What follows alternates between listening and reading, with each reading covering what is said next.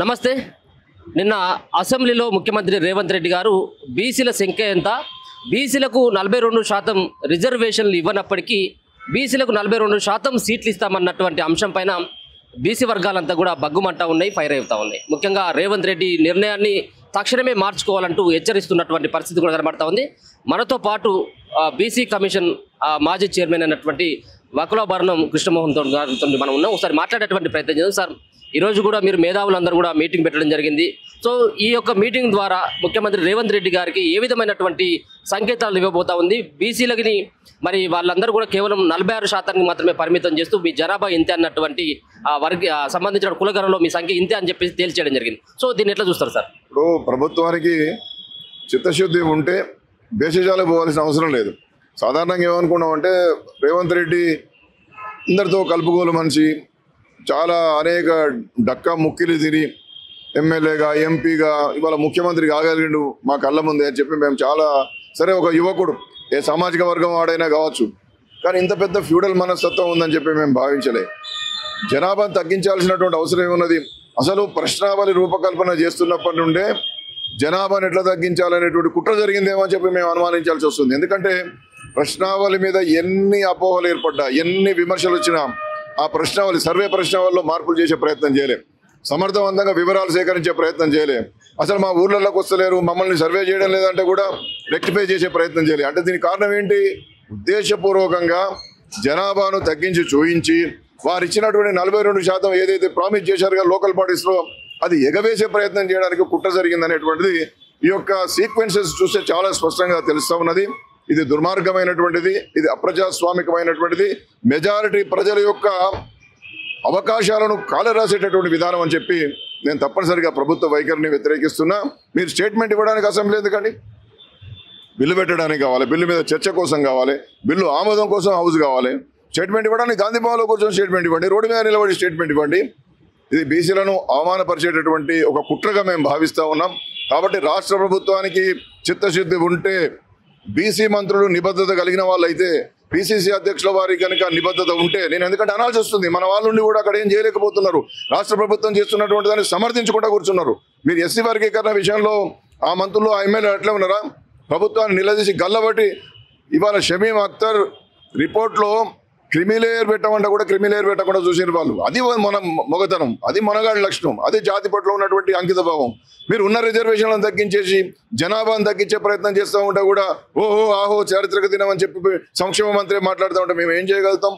కాబట్టి ఇది చాలా దుర్మార్గమైనటువంటిది. మీ వైఖరి మార్చుకోవాలి. ప్రజల కోసం ఎవరు నిలబడితేనే వాడు ప్రజలు గౌరవిస్తారండి. పదవుల కోసం నిలబడ్డాడు ఎప్పుడు కూడా సమాజంలో నిలబడాడు.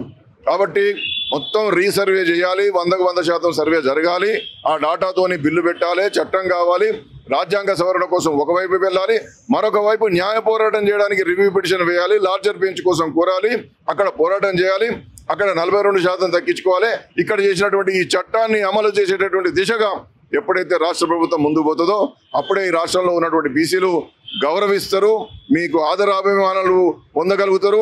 మీరు కలలు కంటున్నట్టుగా 10 సంవత్సరాలు ఉంటారు, లేకపోతే మీరు మళ్ళీ ఎప్పుడు పొందబెడతారో మీరు ఎదురు చూసుకుంటూ ఉండాల్సినటువంటి అవసరం ఉన్నదని చెప్పి నేను హెచ్చరిక చేస్తాను. అంటే గతంలో సమగ్ర కుటుంబ సర్వే చేసినటువంటి కేసీఆర్కు సంబంధించినటువంటి ఆ సర్వే రిపోర్ట్లో దానికంటే ఇంకా నేను ఎక్కువనే బీసీలకు అవకాశం ఇవ్వడం జరిగింది. అగ్ర కులాలకు సంబంధించినటువంటి దాంట్లో కేసీఆర్ చేసినటువంటి సర్వేలో 20% పైన ఉన్నటువంటి రెడ్లు కావచ్చు, అగ్ర కులాలకు సంబంధించినటువంటి దాన్ని కేవలం 15-16కే నేను తగ్గించడం జరిగింది. సో ఇది అసలైనటువంటి సర్వే, ఇది ఎక్కడ కూడా మోసమైనటువంటి సర్వేలో బోగస్ అయినటువంటి సర్వే అని చెప్పేసి చెప్తున్నటువంటి వాళ్ళకి ఇది ఒక గుణపాఠం కావాలన్నటువంటి వ్యాఖ్యలు కూడా ఆయన చేయడం జరిగింది. సో దీన్ని ఎట్లా చూస్తారు సార్?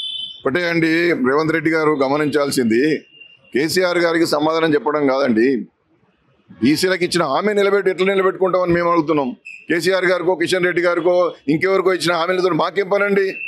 సమగ్ర కుటుంబాల సర్వే లేకపోతే అంతకన్నా గొప్పగా చూపించు, అంతకన్నా తక్కువ చేసి చూపించి మీరు ఏందండి ఏం మాట్లాడుతున్నారు? మీరు 42% మీరు రిజర్వేషన్లు ఇస్తామని అన్నారు కదా, ఆయన అనలే, మరి కేసీఆర్ అనలే. 42% స్థానిక సంస్థలు ఇస్తా అనలే. 34% ఎట్లా కాపాడాలని ప్రయత్నం చేసిండు, అప్పటికే చేయలేని పరిస్థితి వచ్చింది కాబట్టి ఆయన తర్వాత కమిషన్లు వేసారు. ఆ కమిషన్ వేసి రిపోర్టు తీసుకోవాల్సినటువంటి సమయంలో ఆయన ప్రభుత్వంలోకి దిగిపోయాడు. కానీ మీరు 42% ఇస్తామని అధికారంలోకి వచ్చారు కదా, ఆ మాట ఎట్లా నిలబెట్టుకోమని మేమంటుంటే కేసీఆర్ చేసిన సమగ్ర కుటుంబ సర్వే కన్నా గొప్పగా చేసినాం. ఎందుకండి? కేసీఆర్తోనే కేసీఆర్ ఓడిపోయాడు కదా, ఇంటికాడ పన్నాడు గురించి ఎందుకు? అసెంబ్లీకి రా అని చెప్పి తొడగొట్టుకుంటే మీరు ఇష్యూస్ను పక్కదో పట్టించి డీవియేషన్ పాలిటిక్స్ తీసుకుంటూ ఎన్ని రోజులు పబ్బం గడుపుతారు? మేము ఒకటే అడుగుతున్నాం, నువ్వు బీసీలకు ఇచ్చిన హామీని నిలబెట్టుకుంటావా, నిలబెట్టుకోవా? బీసీ సమాజానికి కామారెడ్డి డిక్లరేషన్లో చేసినటువంటి హామీలన్నీ నెరవేర్చావా, నెరవేర్చవా? నెరవేర్చకపోతే రాజీనామా చేసి వెళ్ళిపోవా? మాకు చేసేటోడు వస్తాడు.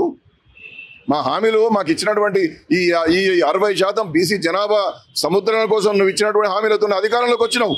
అధికారంలోకి వచ్చిన తర్వాత ఆయన కన్నా మంచి చేసినా, ఈయన కన్నా మంచి చేసినా, నేను గొప్ప, నేను ఇంద్రుడిని, నీ గురించి మాకెందుకు? నీ డాంబికాలు మాకెందుకు? నీ యొక్క ఇవన్నీ మాకెందుకయా?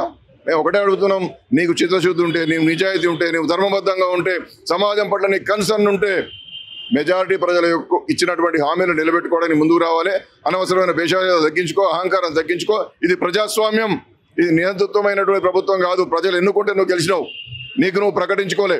కాబట్టి మెజారిటీ ప్రజల యొక్క మనోభావాలను గాయపరిచే విధంగా మీ వైఖరి ఉండకూడదు, అది మార్చుకోవాలని చెప్పి మనం చేస్తాం. ఈ కుటుంబ సర్వేలో పాల్గొన్నటువంటి వ్యక్తులు మాట్లాడేటువంటి అవకాశం కూడా లేదు, వాళ్ళకి ఆస్కారం కూడా లేదంటూ నిన్న పొన్నం ప్రభాకర్ గారు మాట్లాడినటువంటి మాటలు కొంతమందిని ఉద్దేశిస్తూ కూడా మాట్లాడడం జరిగింది. వాళ్ళు కనీసం వివరాలు కూడా ఇవ్వలేదు, వాళ్ళు ఈ రోజు మాట్లాడడం ఏంటి అన్నటువంటి ఆ వ్యాఖ్యలు కూడా చేయడం జరిగింది. సో ఈ మంత్రి యొక్క వ్యాఖ్యలు ఎట్లా చూస్తారు? నా మీదనే మాట్లాడింది కదా, నా మీదనే నేను అసలు సర్వే చేయించుకోలే అంటుండు. అంటే ఎంత సమాచార లోపంగా ఉన్నాడో మా మంత్రి గారు చూడండి. మా అంబర్పేట చూస్తే తెలిసిపోతుంది కదా నేను సర్వే చేసుకున్నాను లేదా. డిసెంబర్ 5వ తారీఖు నాడు నేనే ఫోన్ చేసి పిలిపించుకొని వివరాలనే నింపిన. ఇప్పుడు మీకు ఫోటో కూడా ఇస్తే చూసుకోండి, సర్వే చేసినా లేదా. ఫోటో కూడా చేయించాడు ఇది చేయించినప్పుడు. తర్వాత జస్టిస్ ఈశ్వరయ్య గారు సర్వే వాళ్ళు వస్తారని ఎదురు చూసిండట, ఎవరు రాలేదట. ఇట్లా చాలామంది ప్రముఖుల ఇళ్ళలోకి రాలేదండి. మా ఇంటికి సర్వేకి రాండి, మా ఇంటికి సర్వేకి రాండి అని కలెక్టర్లకు ఫోన్ చేసి పిలిపించుకొని మరీ చేయించుకున్నారు. ఈ ఉద్యమకారుడుగా ఒక సామాజికవేత్తగా ఉన్నటువంటి ప్రొఫెసర్ మురళీ మనోహర్ గారి ఇంటికి కూడా రాకపోతే వరంగల్ పోయి కలెక్టర్ గారికి ఫోన్ చేసి పిలిపించుకొని చేయించుకున్నాడు. ఇది ఇంత ఘనమైనటువంటి ఘనకార్యం ఈ సర్వే కార్యక్రమం. ఎవరింటికి రాకుండా స్టిక్కర్లు అటువంటి పోయి ఇంకా మాకు మాట్లాడే అధికారం మా ఇంటికి మా కోసం మాట్లాడుకుంటానమా?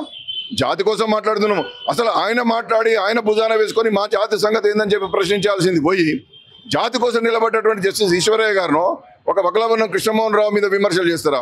మాకు మాట్లాడే అధికారం లేదా? ఎందుకు అధికారం లేదు? ఎందుకు అధికారం లేదు? జాతికి అన్యాయం చేయడం ఏందని చెప్పి ప్రశ్నిస్తే అధికారం లేదా? కాబట్టి శ్రీ పొన్నం ప్రభాకర్ గారు తన వైఖరి మార్చుకోవాలి. ఇప్పుడు ఆయన పట్ల చాలా గౌరవం ఉండేది. ఏనాడైతే జస్టిస్ ఈశ్వరయ్య గారికి కులగణన గురించి మాట్లాడే అధికారం లేదు, సర్వే మీద అధికారం లేదన్నాడు, ఇక ఆయన మీద నాకు మొత్తం గౌరవం పోయింది. ఈ వైఖరులు మార్చుకోవాలి, ఈ అహంకారం మార్చుకోవాలి. ఈ పదవులు శాశ్వతం కావు. ఎంపీగా ఓడిపోయిన తర్వాత 10 సంవత్సరాలు నువ్వు ఎన్ని బాధలు పడ్డావో మేము కళ్ళతో చూసినాం. మంత్రి కాగానే కళ్ళు పైకెక్కినాయా? ఏది పడితే అది మాట్లాడతారా? కాబట్టి జాతి కోసం తెగించున్నాం, చావడానికి కూడా సిద్ధంగా ఉన్నాం. మేము ఏ ప్రభుత్వాన్ని ఎంతవరకైనా ఎదుర్కోవడానికి ఉన్నాం. బీసీ కమిషన్ చైర్మన్ కాగానే కండువా కప్పించుకొని పైరవులు చేసుకుంటూ పండొచ్చు, కోట్ల రూపాయలు సంపాదించుకోవచ్చు, పైరవికారణ కావచ్చు. కానీ ఇవాళ 4 సంవత్సరాల ఆ ప్రభుత్వం ఉండగా కూడా జాతి కోసం పోరాటం చేయాలి, నాకు పదవి ముఖ్యం కాదు, ప్రజలే ముఖ్యం అని చెప్పి నేను త్యాగం చేసి ముందుకొస్తే సర్వేలో పాల్గొనకపోతే దీని మీద మాట్లాడే అధికారం లేదనేటువంటి అహంకార పూరితంగా మాట్లాడుతున్నటువంటి పొన్నం ప్రభాకర్ తన వైఖరిని మార్చుకోవాలని చెప్పి నేను హెచ్చరిక చేస్తా ఉన్నాను. స్థానిక ఎన్నికల్లో రిజర్వేషన్లు పెంచకుండా ఎన్నికలు కనుక ప్రభుత్వం వెళ్ళినట్టయితే మీ యొక్క బీసీల యొక్క కార్యాచరణ ఏ విధంగా ఉండబోతా ఉన్నారు? రేపు మేము కూర్చొని ఇక్కడనే హైదరాబాద్లో అన్ని సంఘాలు అన్ని రాజకీయ పక్షాలను కూడా పిలిపించి మాట్లాడబోతున్నాం. ఇంతటితో ఊరుకోము, రణరంగం చేస్తాం. బీసీలకు కనుక అన్యాయం జరిగితే రణరంగం చేసి మా తడాకైందో చూపిస్తాం. రేపు స్థానిక సంస్థల ఎన్నికల నుండే బీసీలు అందరూ కూడా ఏకమవుతారనేటువంటి విషయం మనం చేస్తున్నా. ప్రభుత్వానికి ఇప్పటికైనా సమయం ఉన్నది. తొందరపాటు చర్యలతో 42% ఇవ్వకుండా మోసం చేసే ప్రయత్నం చేస్తే మీరే రేపు భవిష్యత్ కార్యాచరణ చూస్తారు. రిజర్వేషన్లకు సంబంధించిన పెంచకపోయినప్పుడు కూడా 42% సీట్లు ఇచ్చేందుకు కాంగ్రెస్ పార్టీ కట్టుబడి ఉందన్నటువంటి వ్యాఖ్యలు కూడా చేస్తా ఉన్నాడు. సో అది సీట్ల విషయం 42% కనుక సీట్లను కాంగ్రెస్ పార్టీ ఇస్తే మీకు ఓకేనా బీసీలకంతా? ఒకటే గమనించాలండి, నేనేమంటున్నాను, నా అభిప్రాయము మీ అభిప్రాయంతో సంబంధం లేదు. ఎలక్షన్ కమిషను ఇది జనరల్, ఇది బీసీ, ఇది ఎస్సీ ఎస్టీ అని ఎలక్షన్ కమిషన్ నిర్ణయిస్తుంది. నిర్ణయించిన తర్వాత మీరు పార్టీలంతా కూడా ఒక ఏకగ్రీవంగా జనరల్ స్థానంలో కూడా బీసీని పెట్టాలని మీరు నిర్ణయించారు అనుకోండి. ఓ తీటగాడు వచ్చాడా నిలబడుతుంది, వాడిని అడ్డుకునే అధికారం నీకు లేదు, నాకు లేదు. ఎలక్షన్ కమిషన్ వానికి ప్రొటెక్షన్ ఇచ్చి నిలబెడుతుంది. చట్టం అవుతుందేమో రాజ్యాంగబద్ధంగా వస్తుంది. నువ్వు నిర్ణయం తీసుకుంటే ఆ నిర్ణయానికి కట్టుబడాల్సినటువంటి అవసరం ఉండదు. అంతేకాకుండా ఇవాళ నీ పరిస్థితి దిగజారింది కాబట్టి ఇక్కడ జనరల్ సీట్ల బీసీకి నువ్వు ఇస్తావు, కానీ నువ్వే ఇంకో ఓసీ నిలబెట్టి వీని ఓడగొట్టి వానికి పార్టీలో కలుపుకుంటావు.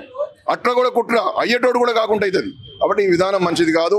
ఇక కుట్రపూరితమైన ఆలోచన వద్దు. ప్రజాస్వామ్యబద్ధంగా, చట్టబద్ధంగా, న్యాయబద్ధంగా మీరు 42% ఎట్లు ఇస్తారో ఇవ్వండి, మీ చావు మీరు చావండి, కానీ మమ్మల్ని చంపే ప్రయత్నం చేయకండి.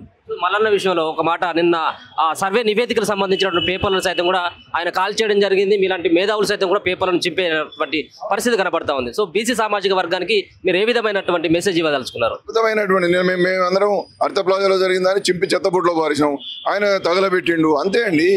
అది బీసీల యొక్క ఆగ్రహానికి ప్రతీక. మేము చింపినామంటే మేము చింపుడు కాదు, బీసీలందరూ కూడా అంత ఆగ్రహంగా ఉన్నారు. ఆయన గాలబెట్టిందంటే ఆయన గాలబెట్టలేదు. బీసీల యొక్క ఆగ్రహము, బీసీలకు జరుగుతున్నటువంటి అన్యాయాన్ని ప్రభుత్వానికి తెలియజేయడానికి మాత్రమే ఆ చర్యలు జరుగుతూ ఉన్నాయి. ఇప్పుడు పేపర్లో చింపినాం, రేపు పొద్దున ఏమవుతుందో ఆలోచించుకోవాలని చెప్పి మనం చేస్తున్నాం.